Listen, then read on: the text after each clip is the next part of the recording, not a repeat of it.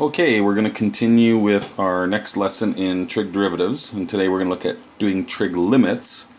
So before we can do derivatives, we have to understand limits once again. So remember, once we understood limits, we applied that to the limit formula, which then transferred to derivatives. So we're going to go through the same process today, but we're just going to cover the trig limits. And we only really need to figure out the limits for sine and cosine, because everything else could be converted, right? If I give you a tan, we could write that as sine over cosine. If I gave you a secant, we could write it as 1 over cos, or if I gave you something like secant squared, you can write it as 1 over cos squared. All of those kind of things in terms of trig limits can usually be switched back to sines and cosines. So today what we're going to look at is go through the same steps that we did with trig, or with regular limits. Right-hand limits, so we use the squeeze first step with regular limits was to try to substitute. So you want to plug the limit number in first of sine. If you get an answer like 3 divided by 2, you're done. Right? That just tells us the nice thing about this formula is that doesn't matter what theta is. We could call it if we got something like 0 divided by 5, we could call it 2x. The y coordinate is 0. In this case, if our angle is 2x, if we got something like 4 divided by 0, that would tell us that there is no limit, or it does not exist. That would also be likely due to an asymptote line. So in our first unit, the only ones that cause problems is when we had 0 over 0. If I change the same thing with trig limits, something if we get 0 over 0, theta usually approaches 0, and instead I'll come back to this page and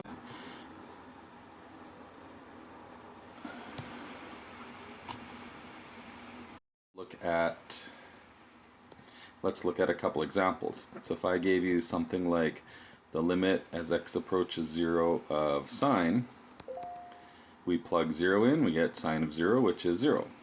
If I gave you something like limit as x approaches pi of cos x divided by x, in this case cosine of pi is -1, so we'd have -1 divided by pi. So these are just plugging in and see what you get for your solution. The first one we're going to look at is what happens when I give you something like limit as x approaches 0 of sine x over x. So in this case, if we plug it in, we get 0 over 0, which doesn't work. So we have to do a couple of options. We can look at it from a graphing perspective. So if we look at just a regular sine graph, remember it looks something like that. We know our maximum would be at 1. This would be at 2 pi. So when we're saying what is the limit as as x approaches 0, just for that graph we can see that our location was 0. So that's our top equation. We can see, and this graph continued on and on, so we can see from the left and from the right it is both approaching 0, so in this case that limit actually makes sense. So we can think of it from a graphing perspective where we put in the left and right limits. We could type in a number like 0.001 or -0.01 and see if those left and rights match as well. What we're going to do today though is look at it from a graphing perspective, and I'm going to introduce the squeeze theorem. So what happens is, let me go back to this new one now. So if we were to graph sine x over x, and you put that on your calculator and graph it, it'll look slightly different. Let's draw it over here a little bit bigger. So our graph ends up kind of doing something like that, and it carries on again, but we don't really need to worry about the extremes. We're just trying to figure out what's going on at x of 0. So if you put that on your calculator and you check the left hand and right hand limits, it looks like it's approaching the value of 1. So the left and the rights look good. Again, we could try plugging in 0.001, and that'll give us an answer pretty close to 1. We could try -0.01, that would also give us 1. So we could safely assume that the limit is actually 1 at that case. But the actual way of doing this is called the squeeze theorem. So if we take two other functions that have the same apparent limit value, and we put one above and one below, we can usually squeeze out what the actual limit's going to be. So the first one we're going to look at is if I gave you the equation y equals 1, we know that that one has a limit of 1 in all locations. Right? So limit of 1 is always 1. It doesn't make any difference. So that one's pretty simple. If we plug in cosine of x, the graph ends up looking something like this, comparatively speaking. So we can see that the green graph, the value is less than the black graph. So in this case, if we check the limit as x approaches 1 of cosine x, we would get 1 as well. So we know that the two graphs actually touch at 1, that is our exact location. So therefore our black graph, since it's squeezed in between, we can see that as we get closer and closer to 0, this black graph is getting squished closer and closer between the blue and the green. Therefore, we can pretty safely assume that our limit as x approaches 0 of sine x over x is also going to be 1.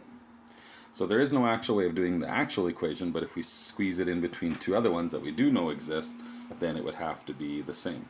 So in likelihood in this case, because we got 0 over 0, that's likely going to be a point of discontinuity.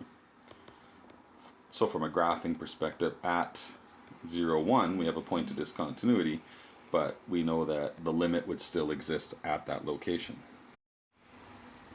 Okay, so let's apply it to this case. It was a little bit of a mix up there in the recording, but I think we're okay.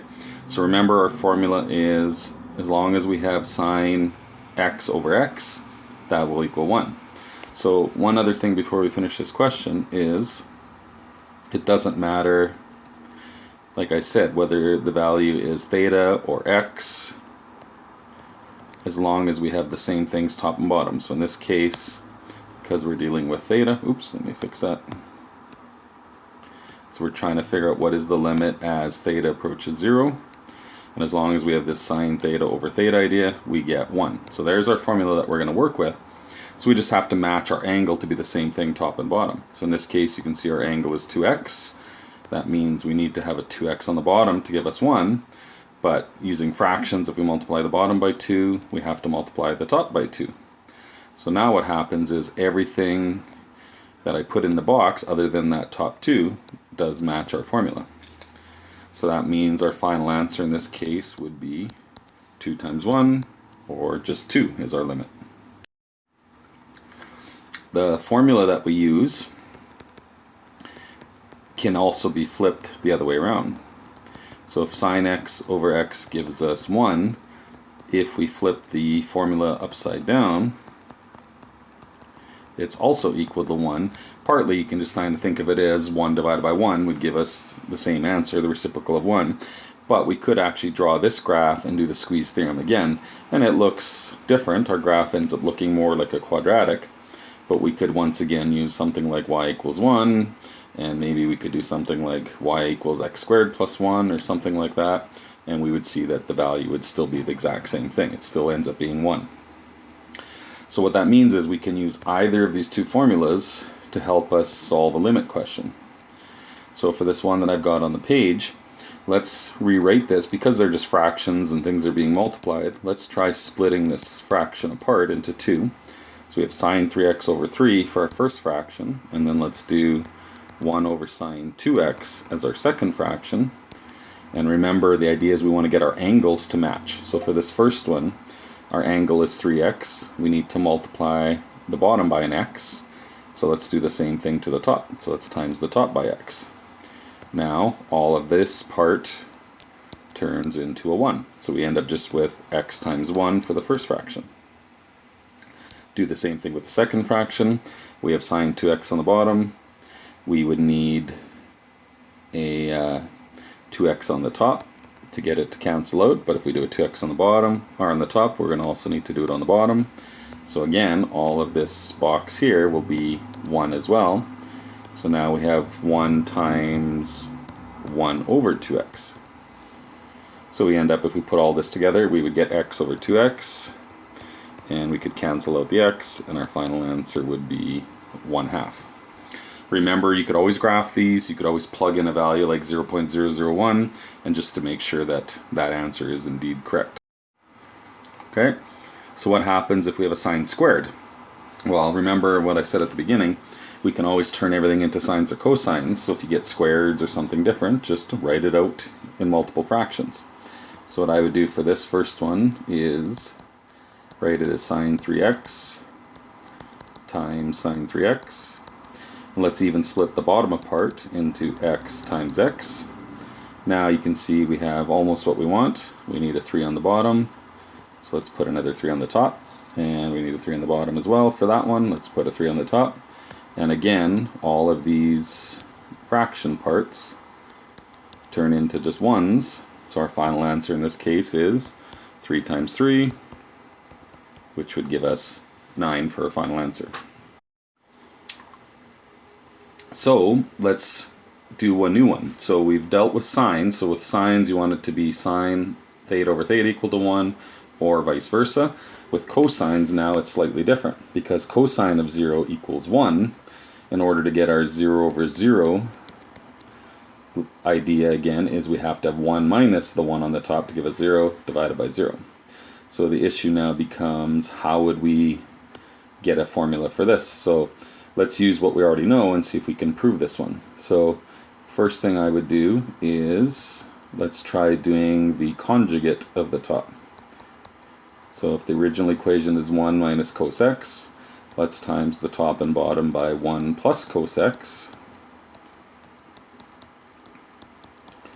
And now let's FOIL out the top. So you'd have 1 times 1, which is 1. The middle terms will cancel. Cos times cos is cos squared. And the bottom, let's just leave it the same. And now you can see the top is an identity. Right? It is 1 minus cos squared would give us sine squared. So let's rewrite it like that. So we'd have sine squared x divided by x times 1 plus cos x. And now what we want to do is, just like the last question, let's split this apart into 2 separate fractions. So sine x over x times sine x over x times 1 plus cos x. Now we can see that the first fraction, again, is one of our nice ones. Sine x over x would give us 1. So all we have left over is the second part, and we don't need to do anything with it other than just plug in our 0. So if we plug our limit value of 0 back in, we'd get sine of 0, which is 0 on the top. And on the bottom we would get, oops, I made a mistake here. On the bottom I took the x out on the first fraction. I don't need the x on the second fraction. Right, because the very first fraction had x times the bracket, so if I put the x on the first fraction, only the brackets would go on the second. So back to the plugging in. If I plug in 0, we have sine of 0 on the top, which is 0. Plug in a 0 on the bottom, that would give us 1 plus 1.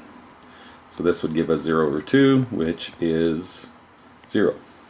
So what that means is, when we do the sine identity, we get 1. But now, when we do the cosine identity, that final answer is 0.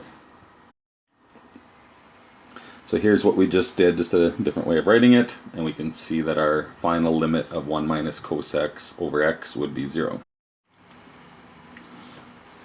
So if we switch the formula around, you can see that it also gets written as cos minus 1 or 1 minus cos, it doesn't matter. The thing you got to be careful of is we can flip the top back and forth without changing the question, but we can't flip it vertically. And part of the reason is, if we go back to that last question, our final answer was 1 times 0 over 2. If we switch our fraction vertically, that would turn it into 1 times 2 over 0, and that 2 over 0 is undefined, so it doesn't work when it's upside down. So the cosine has to be on the top, but it doesn't matter if it's 1 plus or 1 minus, because again it would do the same thing. We'd end up getting something like negative 1 times 0 over 2, which would still be 0. So the cosine doesn't matter either way. The sine one doesn't matter because there's only single terms, but remember we could flip it vertically. So whether the sine's on the top or on the bottom doesn't matter. And the other 2 limits I have on this page are just helping you remember the unit circle at 0 degrees. Sine of 0 is 0, cosine of 0 is 1. All of these 6 formulas are on your formula sheet, and you can use them for any kind of limit question. So here's another example with cosine. So you can see our angle is 3x, so our strategy, we do the exact same thing. We have 3x on the top, we're going to need a 3x on the bottom, and again we could multiply the top by 3. I don't need the brackets quite that big, let's clean that up a little bit. So we times the bottom by 3, let's times our top by 3. So in this case now, this whole cosine bracket thing ends up being 0. So for this one, our final answer is 3 times 0, which is 0. Okay, so with cosines, often it is quite common for your answers to be 0. So here's another one now using tangents. So remember, we don't necessarily need to worry about the tangents. The best bet is change them to sines and cosines.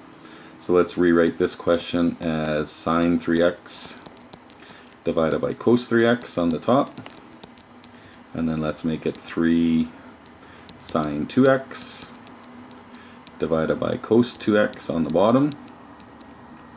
Because we're dividing fractions, let's multiply by the reciprocal. So let's write that as sine 3x over cos 3x times cos 2x over 3 sine 2x. And we can see that we got pretty close to what we want. So let's rearrange this slightly. Let's keep the sine 3x on the top. Let's move this 3 over. So let's go over 3 sine 2x on the bottom. And then let's write the cosine one as cos 2x over cos 3x. So I'm just switching these two terms. Doesn't change the fractions, it just makes it a little bit easier to work with. So now we can see for the first one, we've got sine 3x over 3, so that means we're missing an x. So let's just write it out front.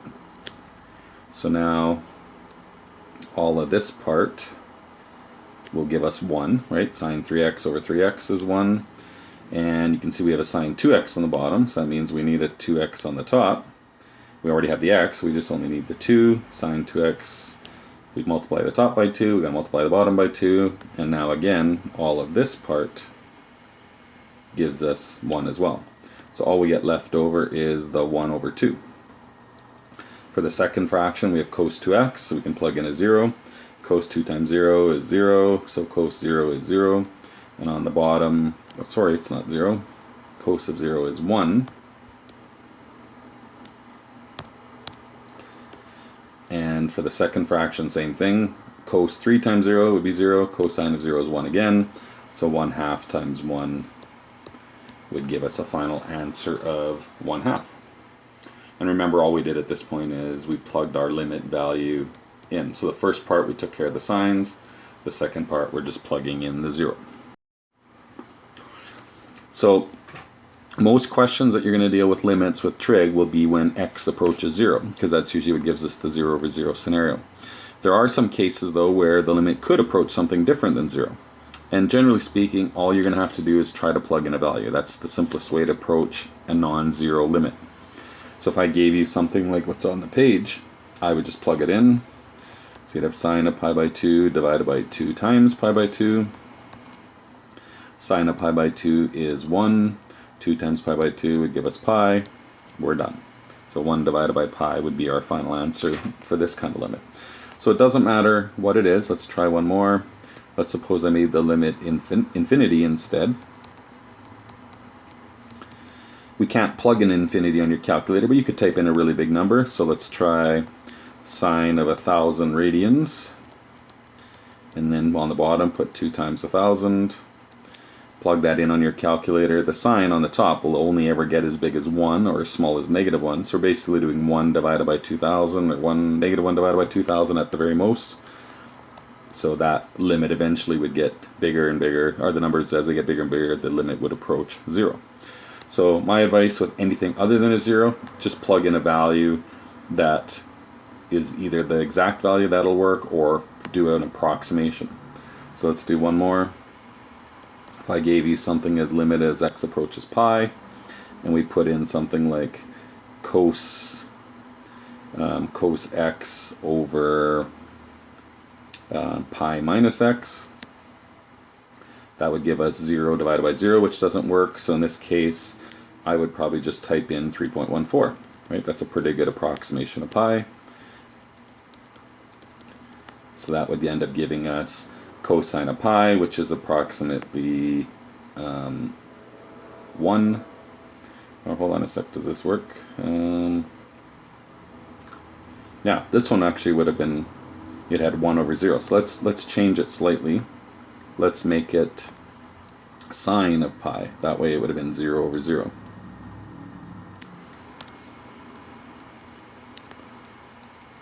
Okay, so sine of pi is almost 0. Put that in on your calculator. It'll be not quite 0. Pi divided by 3.14 on your, or pi minus 3.4 would give you 0.14. So we get a pretty small decimal divided by another small decimal. So like I said, type in sine of 3.14 divided by pi minus 3.14 in your calculator, and it'll give you a value pretty close to 1. So these are always pretty good methods of trying to do these questions if it's other than 0. So here's another one that's kind of messed up. It's the same question we just did, but we should be able to see a slightly different answer. The only thing I think is different about this one is it's x minus pi instead of pi minus x. So using the same logic, it should be pretty close, except the bottom will be a negative, which should probably give us an answer of -1. So we could just type this in just like we did the last question, hit it on your calculator, you get -1. But we can actually prove these things a little bit slightly different. So this is more of a university trick, and it works, but you're not necessarily needing to know how to do this for a test. So if I gave you something like x equals pi, we could actually bring the pi to the other side just by solving the equation as x minus pi equals 0. So we can actually do that with the limits as well. We can actually write this as x minus pi approaches 0. And the reason why we have that is we have x minus pi on the bottom. So really our goal is, can we change the top to be x minus pi? If that's the case, our final answer would be 1, because that's the exact same setup as our regular sine identity. So the only thing that we got to do differently in this case to get it to work is we got to figure out how can we make sine x and sine x minus pi comparable to each other. So it comes from the unit circle. If we pick any angle, let's suppose we pick something like 30 degrees, our coordinate at that location is √3 over 2 and 1/2. So if we go 30 degrees minus 180, that would give us the same angle but on the other side, so that'll be 30 degrees over here. So that coordinate from the unit circle would be -√3 over 2 and -1/2. And it doesn't matter which angles we pick. If I would have started with an angle something down there, subtract pi, it would end up being over there, and our sine angles would be the same. This one would be negative whatever. Up here it's going to be positive of the same value, right? Whether they're √2 over 2 or 1/2 or √3 over 2 or whatever it is. So in this case, the signs will always be the same, just opposite of each other. So really, we can do exactly what we just did. We can change the x to x minus pi, but that would be the negative of the angle. So if we just add a negative on there, now it's just like we did before. All of this becomes a 1, so our final answer is -1. And that's it. So that's the trick for doing this algebraically. Again, you're not expected to be able to do that. You could just type in 3.14 into your calculator and you would get the answer just as easy. And here's the proof that we just did. So you can see in this, the textbook took the negative out by then switching x to x minus pi. That created a negative scenario, so they just took the negative to the outside, but they got the same -1 in as a final answer. And that's all for limits.